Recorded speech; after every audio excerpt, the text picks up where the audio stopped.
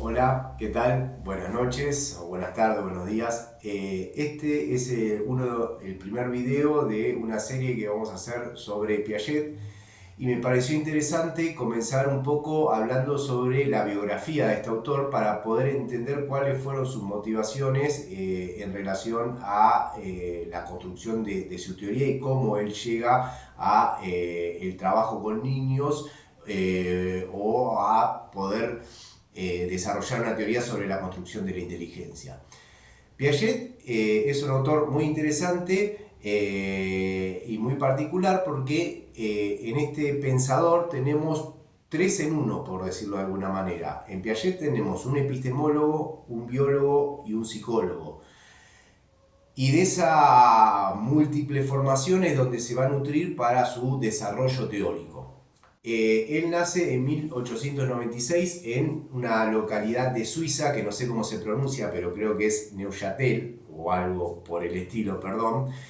Y ya desde joven había como una curiosidad intelectual que lo hace, por ejemplo, a los 11 años, publicar un artículo sobre la observación de un gorrión albino. Ese artículo es publicado en un periódico local de donde él vivía. A esa misma edad, a los 11 años, le pide autorización al director del Museo de Ciencias Naturales, donde también él vivía, que se llamaba de apellido Godel, para ir a estudiar al museo fuera del horario de visita.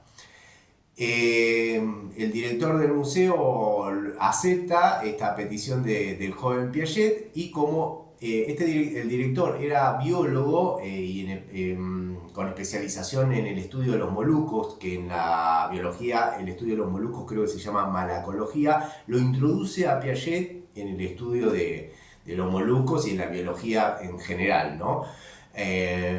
Piaget absorbe, por decirlo de alguna manera, ese conocimiento y se empieza a interesar cada vez más y a los 15 años publica artículos en revistas especializadas al punto tal que ya empieza a recibir un reconocimiento y hasta le ofrecen determinados cargos por las investigaciones o las publicaciones que había hecho, cargos que él no va a poder tomar porque tenía 15 años y todavía no había terminado la secundaria. A esa edad aproximadamente, durante la adolescencia, se empieza a interesar también por otro tema que es la filosofía del conocimiento, ¿sí? O la epistemología. Empieza a leer sobre filosofía del conocimiento, sobre epistemología, autores. Fíjense que ya venía, digamos, con una base en la ciencia, en la biología, ¿sí?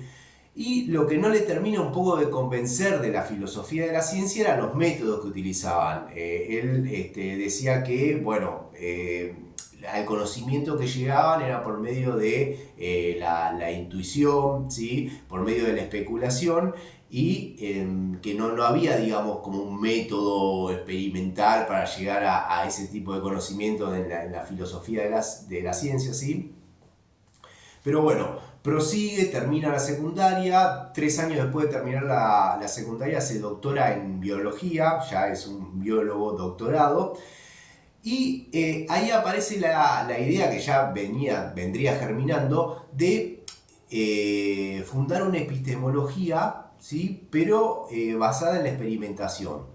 ¿Sí? No ya en la cuestión intuitiva, especulativa, sino una epistemología basada en la experimentación. O sea que el interés principal de este autor es un interés epistemológico. A Piaget le interesa el tema del conocimiento. ¿Cómo se pasa de un estado de menor conocimiento a un estado de mayor conocimiento? ¿Cómo se pasa, o la sociedad, cómo pasó de un estado de conocimiento precientífico a uno científico, o de un estado de conocimiento prelógico a un estado lógico? Y para eso va a decir, bueno, si yo quiero fundar una epistemología basada en la experimentación, tengo que ir a ver cómo en el niño se produce esto, digamos, cómo el niño pasa de un estado de menor conocimiento a un estado de mayor conocimiento, de un pensamiento prelógico a un pensamiento lógico. Y eso yo lo puedo medir, cuantificar, experimentar, ¿sí? Y eso me va a servir de base sólida para crear una epistemología basada en la experimentación. Ese es como el leitmotiv o el motivo principal. A raíz de eso, viaja a Zúrich y toma cursos de psicología experimental. Creo que al año viaja a Francia y sigue tomando cursos de psicología, de filosofía de la ciencia, de lógica, y a los 23 años en Francia empieza a trabajar en el laboratorio de Binet. Binet es uno de los creadores de los test de inteligencia, test psicométricos que miden la inteligencia en función de que la inteligencia esté por debajo o por encima de la media o dentro de la media. Ahí, en el laboratorio de Binet, el trabajo que tenía que hacer era estandarizar un test de razonamiento inglés para adaptarlo a niños en Francia. Y él, Piaget, se empieza a interesar más que nada no por las respuestas, sino por qué el niño llegaba a esas respuestas. ¿Cuál era el pensamiento o el razonamiento del niño que hacía que respondiera de determinada manera? ¿Cuáles eran las creencias infantiles? ¿Cómo se caracterizaría ese pensamiento? ¿Cómo funciona ese pensamiento infantil? Y ahí comienza una serie de investigaciones y desarrolla un método, ¿sí? Porque hasta ese momento la psicología evolutiva, que se conocía con ese nombre, influenciada por, obviamente, la teoría de Darwin, los métodos que utilizaba eran el uso de test, cuestionario, observación, que son métodos que son válidos, pero la observación, a mí, la información que me brinda es una información descriptiva, ¿sí? Si yo quiero ir un poquito más a generar algo, a buscar la explicación, con ese método no le alcanzaba y genera una innovación tecnológica o metodológica en donde utiliza la entrevista o el método clínico para estudiar el pensamiento infantil. Después, en el video que viene, vamos a ver más en profundidad los métodos de Piaget o el método, cómo fue creando el método. Ahí genera una serie de publicaciones y artículos sobre este trabajo en donde él intenta caracterizar primero el pensamiento infantil de niños preescolares, ¿sí? De 3 años, 4 hasta 6, 7 años. Eso hace que empiece a tener reconocimiento, se le ofrece un cargo en el Instituto de Rousseau en Ginebra.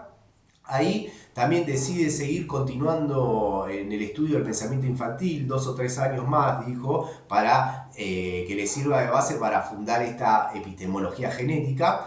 Cuestión que le lleva toda la vida el estudio de la psicología infantil o de la construcción de la inteligencia, nunca deja de trabajar con niños o de teorizar.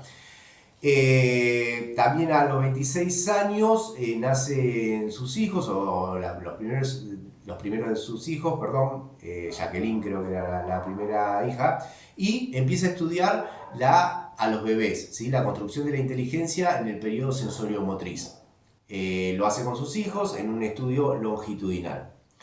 En 1936, creo aproximadamente, publica el primer libro de su gran trilogía. Y ya Piaget empieza a tener un reconocimiento y una fama mundial, al punto tal de que es reconocido con el título honoris causa en diferentes universidades, en diferentes países, en la Universidad de Harvard, en Chicago, en Río de Janeiro, en la Sorbona. Y en 1955 funda el Instituto de Epistemología Genética, ¿sí? La epistemología que construye Piaget se la denomina de esta manera: epistemología genética, y la psicología es psicología genética. Después lo vamos a ver por qué. En este instituto se abordaban problemas de la epistemología o problemas científicos, y se lo abordaba interdisciplinariamente a partir del abordaje de distintas disciplinas, con matemáticos, biólogos, sociólogos, psicólogos. Y bueno, Piaget continúa, digamos, con su obra, con sus producciones, hasta que, bueno, finalmente muere en 1980 a los 84 años. Nada, es breve, pero quería empezar con la biografía de Piaget para entender esto, ¿no? Que en este autor tenemos un biólogo, un epistemólogo y un psicólogo, y que el interés principal de él es un interés epistemológico, y en función de dar respuesta a esa pregunta epistemológica es cómo él se introduce en el estudio de la construcción de la inteligencia. En el próximo video lo que vamos a ver es la cuestión metodológica, ¿sí? El método que desarrolla Piaget, para poder construir su teoría sobre la inteligencia o la construcción de la inteligencia y los diferentes momentos y cómo va modificando el método en función también de lo que está estudiando específicamente y de las características del sujeto de investigación. Bueno, si les gustó el video, estaría bueno que hagan comentarios, si tienen dudas hagan preguntas, si tienen críticas también está bueno que lo pongan en los comentarios, y si les gustó pongan el like, y si no, dislike, no sé. Bueno, muchas gracias.